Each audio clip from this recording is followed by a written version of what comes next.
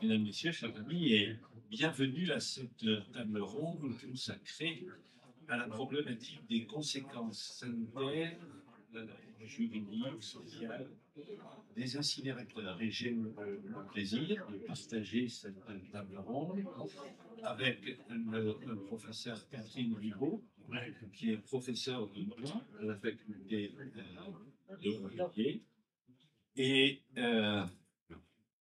en spécialiste de droit de l'environnement.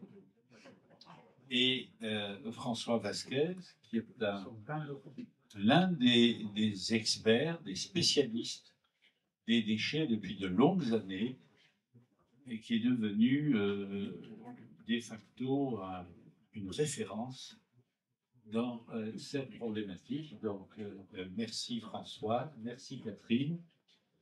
Il s'agit, comme je le disais, d'une table ronde qui s'inscrit dans une réflexion longue et qui va soulever, je l'espère, de grands débats contradictoires de préférence. Nous sommes prêts à l'assumer.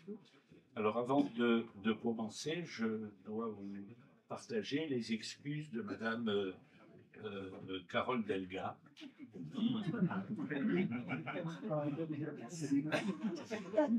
Je vous précise que c'est la présidente de la région et que les incinérateurs et leurs conséquences représentent une problématique qui est tout à fait à même de l'intéresser. Moi, ça ne m'a pas choqué qu'elle m'écrive en me disant acceptez ma famille.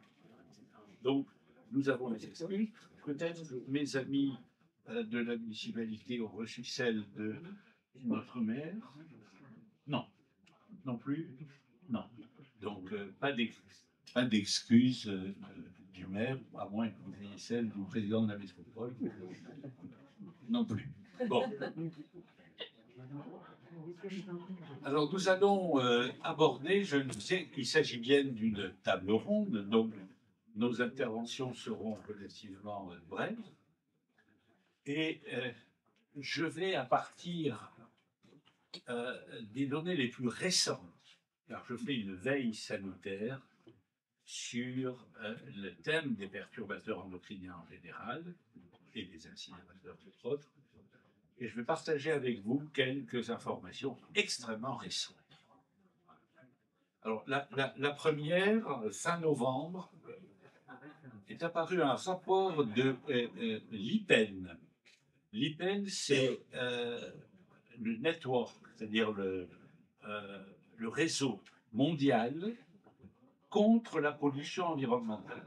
Hein, ce ne sont pas une association de seconde étape qui publie un rapport.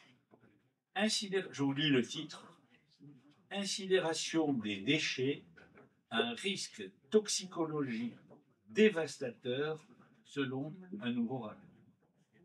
Là, je plante le décor.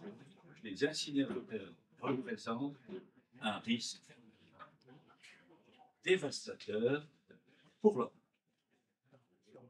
Je me suis permis, peut-être pour ceux d'entre vous qui ne sont pas totalement familiers,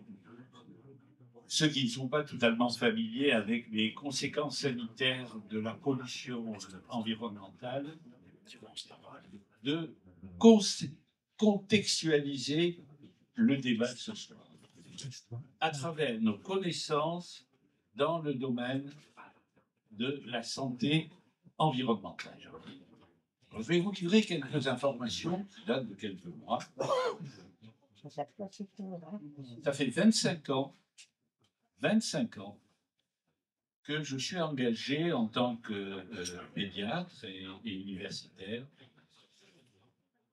contre la pollution environnementale sur la santé. En 2020, quand nous avons démarré nos investigations, on identifiait 5 pathologies environnementales en 2020. En 2024, on reconnaît, et il s'agit des agences officielles, santé publique et autres, 21 effets prioritaires des perturbateurs endocriniens sur la santé. 21. Et récemment, dans un rapport de santé publique, ils affichent que 61 impacts sanitaires mériteraient d'être évalués dans les années à venir. Quel est le message? C'est que la pathologie environnementale touche tous les composants de l'organisme. Ça, c'est le premier point. Le deuxième point, et non des moindres, on sait maintenant que cette pollution chimique va impacter les composants globaux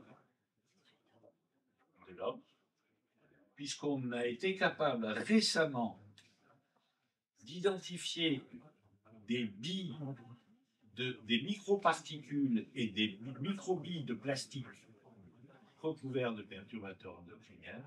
Savez-vous où? Dans le cerveau. C'est bien.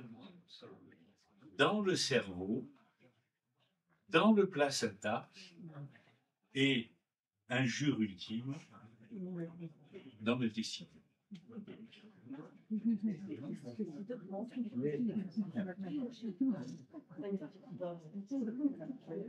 le dis avec beaucoup de sérieux. Hein, vous comprenez que j'ai résisté à la plaisanterie de rappeler que ce plastique pouvait aussi servir de prévention. Bon. Quatrième message. On le sait depuis une vingtaine ou une trentaine d'années, certains perturbateurs endocriniens ont une durée de vie qui dépasse les semaines, les mois et les années. On retrouve du chlordécone 20, 30, 40 ans après son utilisation aux Antilles. Et cinquième message, c'est un sujet que nous, mon équipe, a travaillé particulièrement. On sait que les perturbateurs endocriniens impactent la femme enceinte, non seulement à travers le fœtus, c'est-à-dire l'enfant en développement, mais aussi va impacter les générations futures.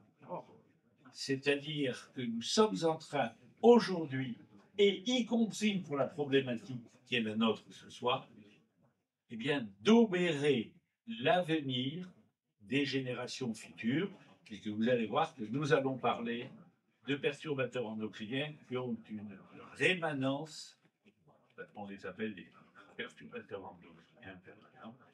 Donc, c'est pas mal.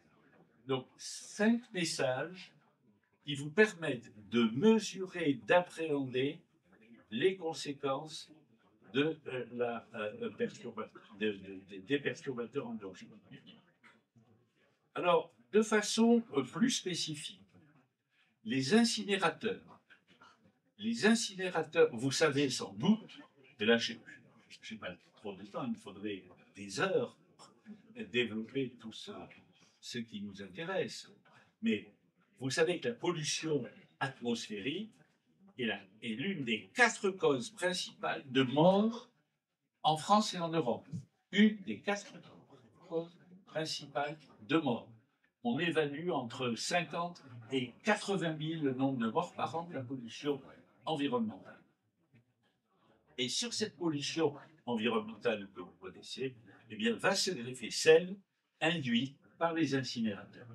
Alors, ces incinérateurs sont capables, et là je le dis sous la responsabilité de M. Vasquez, de libérer des rejets gazeux qui sont ultra riches en perturbateurs endocriniens, en métaux lourds et en composés organiques volatiles. 2, des rejets liquides. 3, des cendres. Et 4, des mâches fer. Donc, tout cet ensemble se retrouve dans l'air, et l'air, c'est-à-dire, ceux qui l'auraient oublié, on respire environ 60 à 70, je je me trompe pas, 370 000 litres d'air par jour. Donc, on brasse de l'air, mais dans le mauvais sens.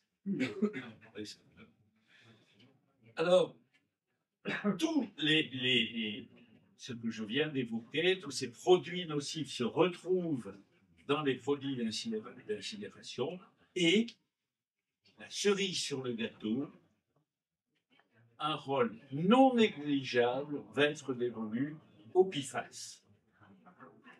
Alors on parle des PFAS, ce sont des produits chimiques qui sont donc élaborés par l'homme à des fins multiples, des protecteurs plastiques aux médicaments, donc là vous les citez, on les trouve partout. Mais retenez un message qui, à mes yeux, est le plus important concernant les PFAS.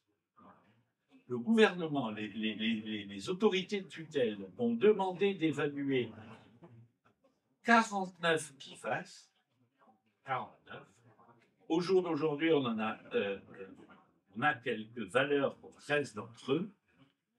En réalité, il existe entre 10 000 et 14 000 produits PFAS, c'est-à-dire que nous ne serons jamais à même d'évaluer le niveau de contamination de ces PFAS. Si j'ajoute qu'ils sont transformés par la chaleur et plus particulièrement par la chaleur au-dessus de 800 degrés, eh bien, vous mesurez la catastrophe que nous sommes à même d'observer autour des incinérateurs. Et pour conclure, je ne veux pas être trop long, quelles sont les conséquences sanitaires confirmées par la science, evidence-based, parce qu'on dit beaucoup, on écrit beaucoup, là je mentionne que ce qui est publié dans les revues internationales. Première conséquence des produits chimiques à travers des composés dont vous entendrez parler, les dioxines, les furanes, qui sont des produits de combustion, les hydrocarbures aromatiques polyinsaturés, les PAH, les métaux. Bref, quelles sont les conséquences de ces principaux composés chimiques? Premièrement, les cancers. Alors les cancers, ce sont les lymphomes, les sarcomes et d'un autre côté, les cancers du sein chez la femme, bien entendu.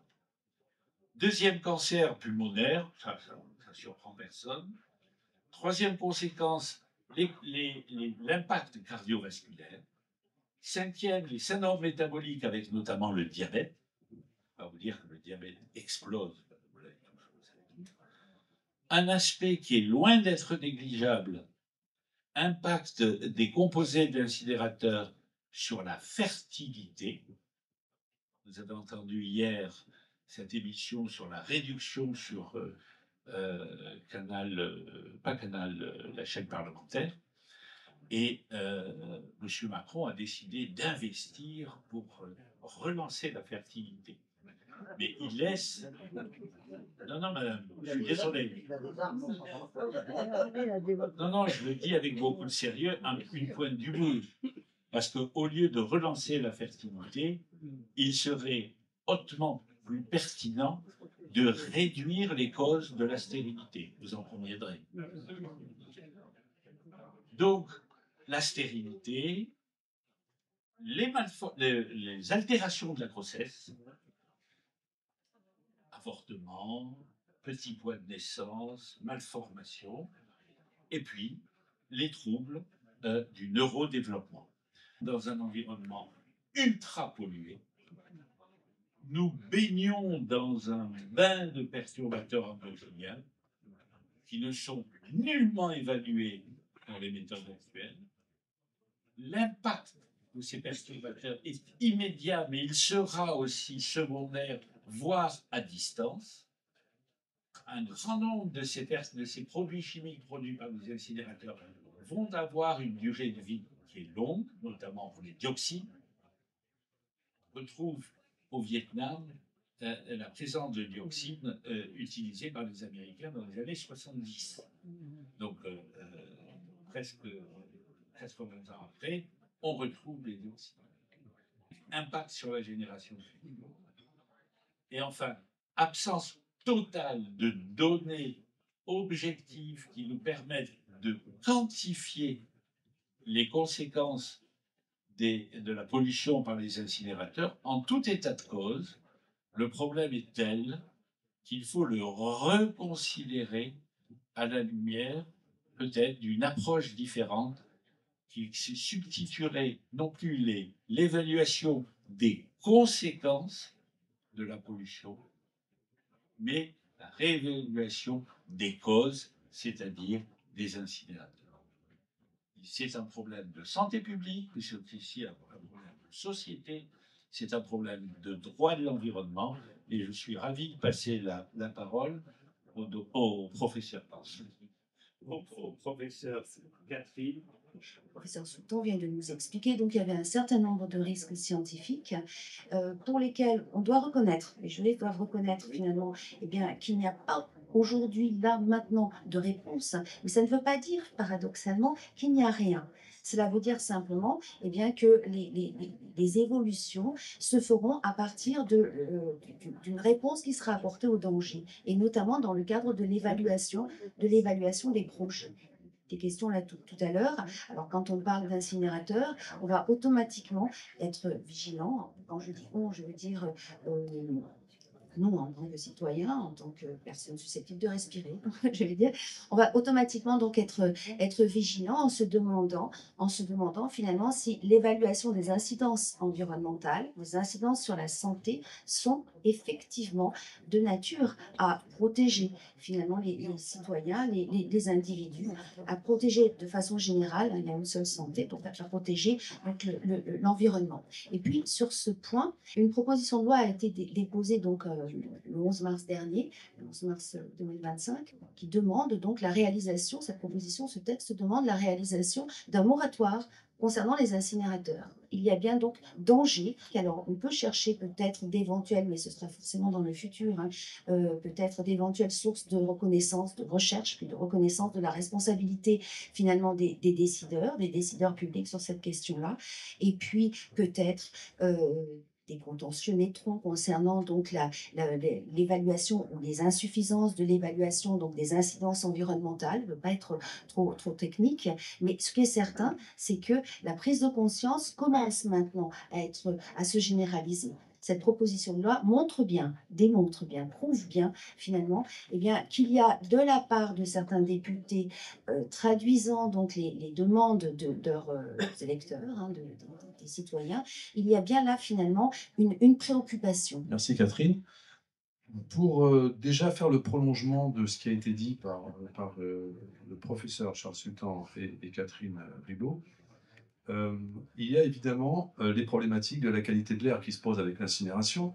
Et il ne faut pas oublier qu'on a ce fameux effet cocktail dont on pourra reparler, Charles. C'est-à-dire que quand vous faites de la pollution, comme là c'est le cas pour cet incinérateur CSR à Montpellier, il ne faut pas oublier la pollution induite par le doublement de l'autoroute, la pollution qui sera induite par l'incinération des boues à latte qui est aussi prévue. On se retrouve dans un contexte de pollution déjà due aux automobiles, à 2 incinérateurs, et vous avez la création de nouvelles molécules quand vous avez des polluants comme ça dans l'air. D'ailleurs, c'est des combinaisons de molécules, mais vous aurez le côté médical développé. Donc ça, on l'aura, et il est redoutable, cet effet sur la santé publique. Ce qu'il faut savoir, c'est qu'un incinérateur tel qu'il est projeté, puisque là on est sur un cas concret, qui est l'incinérateur CSR à Montpellier, mis dans le quartier Gare au Sud, c'est-à-dire en proximité de 10 000 habitants, en très grande proximité, mais tout le monde est conscient que le nuage, si j'ose dire, là on ne parle pas de Tchernobyl, on parle juste d'un incinérateur. La comédie est à 3 km, tout le monde va le respirer très, très rapidement selon les vents. Il faut savoir que l'incinérateur de plastique tel qu'il est conçu, c'est un incinérateur particulier. Les incinérateurs de déchets, habituellement, brûlent tous les déchets. Donc dedans, il y a 40% par exemple de biodéchets. C'est de l'eau. Donc on évapore de l'eau. dans un incinérateur classique de déchets. On brûle des inertes, on brûle du verre, on brûle des métaux, on brûle un peu de tout, mais les déchets les plus polluants, c'est le plastique. Vous savez que tous les autres déchets, verre, céramique, tous des inertes, les biodéchets, bien sûr, tout ça retourne un jour ou l'autre à la Terre. Le danger de l'avenir pour nos enfants, c'est les plastiques. C'est les microplastiques que nous allons ingérer, que nous allons respirer, qui sont dans la terre déjà, qui sont dans l'eau, qui sont dans l'air, qui sont dans la mer. Donc tout le monde s'offusque contre ce danger de plastique. Et ce qu'il faut que vous sachiez, c'est que nous sommes à l'aube seulement d'une flambée de la production de plastique dans le monde, parce que tout le monde sent bien que le pétrole va commencer à décliner, hein, on le sent, sans le développer, et donc les grands lobbies pétroliers vont switcher le pétrole par du plastique.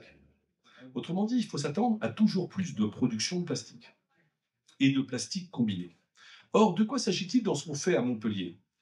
C'est de dire, on a trop de déchets, alors on va les réduire, et puis on va brûler ce qui reste. Mais c'est absolument pas ce qui va être fait.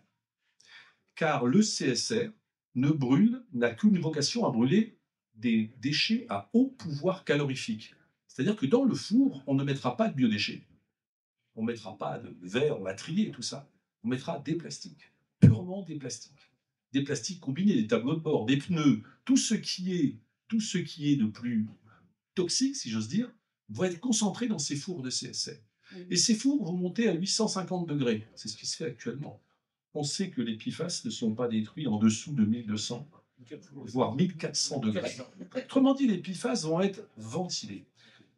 Le grand défaut des élus qui portent des incinérateurs, c'est de faire croire que les déchets disparaissent.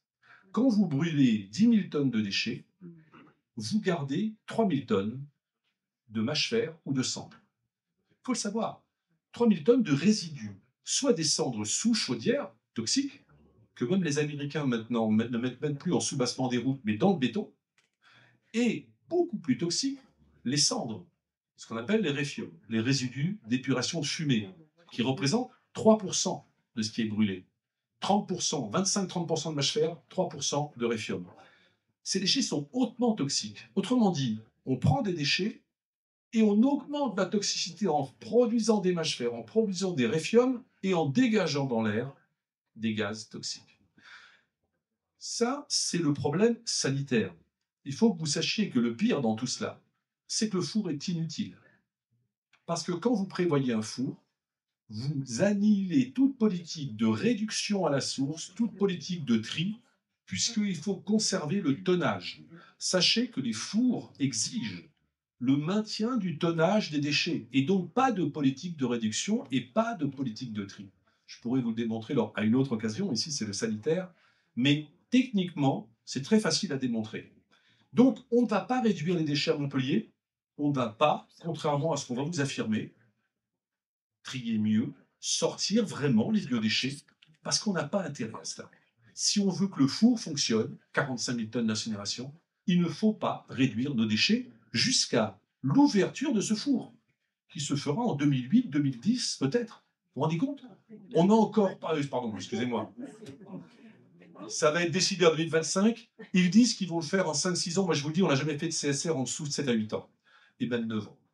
Mais bon, là, c'est toujours des procès d'intention. Quand vous leur dites qu'ils vont mettre 9 ans, ils vous disent non, on va le faire en 6 ans. Et puis, au bout des comptes, on voit qu'ils sont 9 ans. Donc, tout ça, c'est pour vous dire que la projection va être de continuer. Et de toute façon, c'est totalement contre-intuitif. Rendez-vous compte. Tout le monde dit qu'il faut réduire les plastiques. Tout le monde dit qu'il faut donc faire attention à ce danger, qui est un mal quand même de notre siècle là, et dont moi je sais les rapports que j'ai, les entretiens avec Nathalie Gontard de l'INRAE à Montpellier, on en parle très souvent. Elle me dit, c'est évident, il faut réduire les plastiques à la source. On ne recycle pas les plastiques, ou peu, et le fait de les brûler, ça crée un aspirateur à déchets, un aspirateur à plastique. Parce que on vous dira, et vous le lirez sans doute, que ce four CSR va fonctionner avec du bois et du papier. C'est le grand mensonge des industriels. Parce que le bois et le papier, on le valorise matière. Ça a de la valeur, le papier. Ça a de la valeur, le bois. Et en plus, à Montpellier, on n'a pas de scierie, on n'a pas de déchets d'industrie de bois. Autrement dit, c'est bel et bien exclusivement des plastiques qui vont être brûlés, avec tous les effets sur la santé. Donc voilà ce qu'il faut bien avoir en tête, et une seule petite notion d'économie des déchets qui échappe malheureusement très souvent, puisque c'est vrai que l'économie des déchets et les déchets en eux-mêmes sont une science. Ça s'appelle la rudologie. Et on sait très bien que les budgets, vous savez, quand vous parlez de budget de ville, budget de métropole, les marges sensibles, c'est à coût de dizaines de millions d'euros. Quand il manque 10 millions d'euros, vous entendez les élus paniquer. On parle de tutelle, on parle de problèmes de budget qui ne seront pas bouclés. Les déchets se traitent à coût de centaines de millions d'euros.